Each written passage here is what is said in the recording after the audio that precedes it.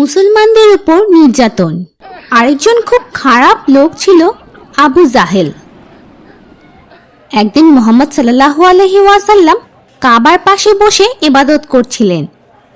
তখন আবু জাহেল একটি খারাপ লোককে পশুদের নোংরা অংশ নিয়ে আসতে বলে।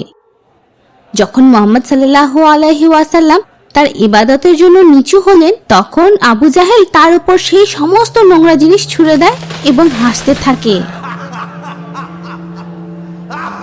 তারপর মুহাম্মদ সাল্লাল্লাহু আলাইহি ওয়াসাল্লামের সবথেকে ছোট মেয়ে ফাতেমা রাদিয়াল্লাহু আনহা তাকে সাহায্য করতে আসেন।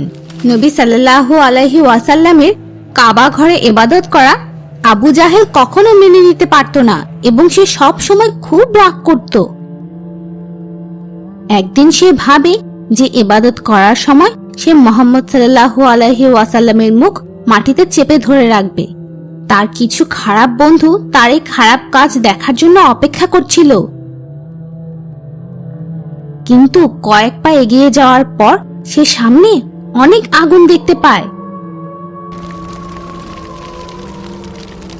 আবু জাহেল খুব ভয় পেয়ে যায় এবং সাথে সাথে পেছনে চলে আসে। সেই অলৌকিক আগুনটি মুহাম্মদ সাল্লাল্লাহু আলাইহি ওয়াসাল্লামকে সবার সামনে অপমান হওয়া থেকে রক্ষা করেছিল। কেউ মুসলমান হয়ে গেলে আবু জাহেল কি করত? আবু জাহেল এত খারাপ ছিল যে যদি কোনো শক্তিশালী মানুষ ইসলাম গ্রহণ করত তবে সে খুব রেগে যেত এবং খারাপ কথা বলে তাকে অপমান করত।